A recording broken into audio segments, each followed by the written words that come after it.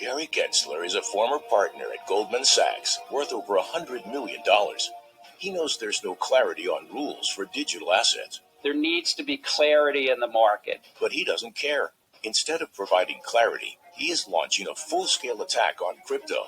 Now, in terms of the enforcement, yes, we're going to use our enforcement authorities. Gary Gensler and his SEC have decided that regulation by enforcement is here to stay.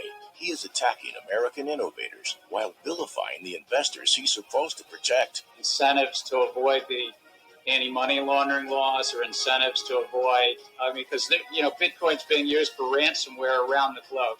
Fraudsters or by good faith actors, we have to guard against illicit activity. Do you consider yourself to be their daddy? Make your voice heard and tell your members of Congress that the SEC is hurting the people they should be protecting. Only Congress can write crypto laws. Connect to Congress today. Hey, everybody. It's Eddie from Tokyo. This is your cryptocurrency update from Japan. I have big news today from Japan. But first, what you just watched was a new video created by attorney John Deaton's firm, reminding you to connect to Congress, and that would be done through the crypto-law.us website. I think you should connect more than once. And what I did today is I shared the video library with my representatives. Make sure that the people who represent you know the facts to this timeline that has videos starting from 2013 all the way to November 4th, 2021. The facts of what is happening is being told through the words of everyone who is involved. I think your representative really needs to get familiar with what is going on here. And by the way, if you hear Jay Clayton say that he doesn't remember ever talking to anybody who he is now working for, well, it's just not true. You can go back to his public calendar, October 2017, and he is with a 7-hour time block meeting with Apollo, who in February, Apollo added him to their board. This is a meeting that he had with the COO, the managing director, the legal officer, and a member of their council. 10:30 to 4:30 in the afternoon. It must have involved a lunch. How could you not remember a 7-hour meeting? Clayton is also now contributing to the Wall Street Journal. He did so with his opinion piece that was published today. It's titled, "America's Future Depends on the Blockchain." As Brad Garlinghouse tweeted out, ironic. And it really is, especially when he cites the race is on to tokenize all types of assets. Well, maybe he watched the opening remarks from Swell 2021, where Mr. Garlinghouse is talking about how Ripple is going to for sure participate in the tokenizing of everything. This is really in thanks to Leonidas, who uploaded the welcome speech. It's 20 minutes long. It's on the XRP Arcade YouTube channel. There is talk about the multi-chain world, the global liquidity, which will be the hub, and RippleX, promoting the building of lots of different use cases on the XRP ledger. I want to play just 34 seconds where he addresses the lawsuit with the SEC. It's been over 10 months now since the SEC sued Ripple, and our case is moving fairly quickly in comparison with typical federal cases. We've won some important rulings, really calling to account and forcing the SEC to be more transparent about their policies and their deliberations and their internal rules. I think this clarity is good for the entire industry. I'm hopeful, despite the SEC's efforts to slow things down, that we'll keep the court case moving quickly, and we can get closure and clarity for Ripple and for really all of the XRP community. Well, despite these headwinds they are really still moving forward. And this is Finastra.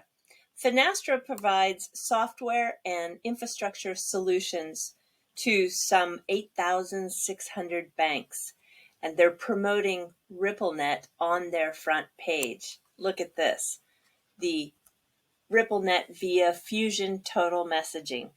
And when you go to click on that brochure that was uploaded on the 14th of December, you can see there are 3 pages that talk about exactly how it works.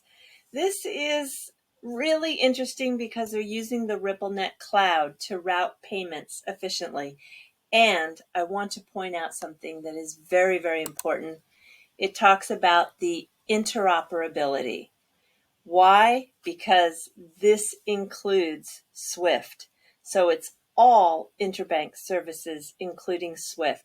Now, if you're a Ripplenet member and you're in that corridor that is regulated for digital assets and has facilitators that are moving XRP from the point A to point B, all Ripplenet members have access as an option to use the digital asset XRP in the on-demand liquidity.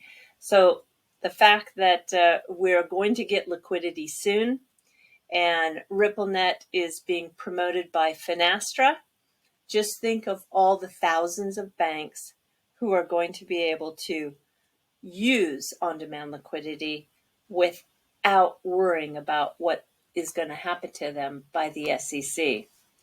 And here we have some really big news from Japan.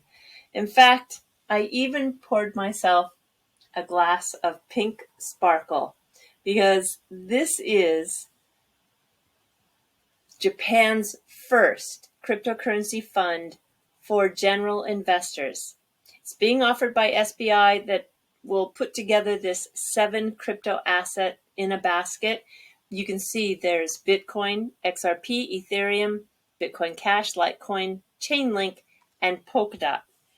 And it's going to be a basket where you can see Bitcoin, Ethereum, and XRP are about weighted the same.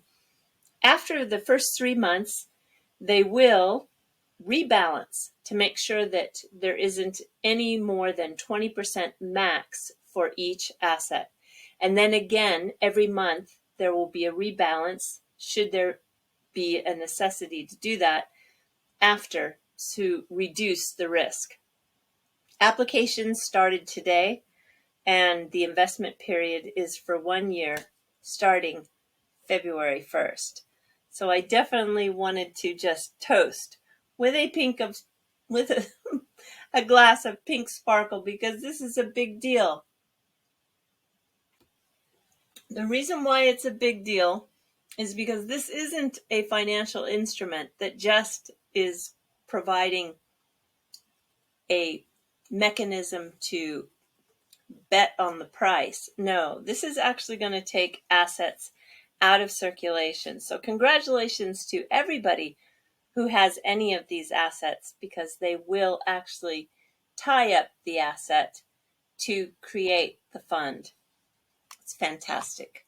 Really, really fantastic. All right, we have Johnny Lawrence. We are so lucky to have talent like this in the community.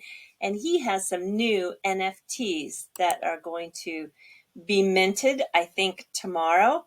So to kick that off, we're going to give away some of the phygital prints. That's physical and digital together.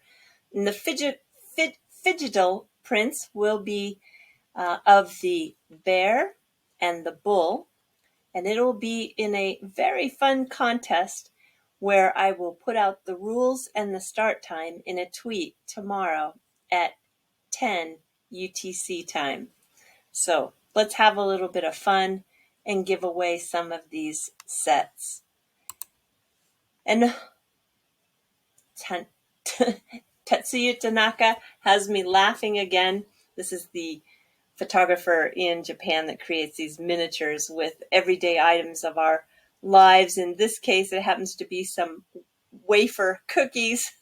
he just makes some of the craziest little miniatures. This looks like some sort of outdoor pool setting where people are sunbathing and using the wafers as their environment. And then this one was one that when I saw it, I immediately thought, oh, this is really creative. But I also thought, I bet you there isn't anybody outside of Japan that really knows what these are. They are something that is part of the culture in Japan called temari balls. They've been around for about 1400 years.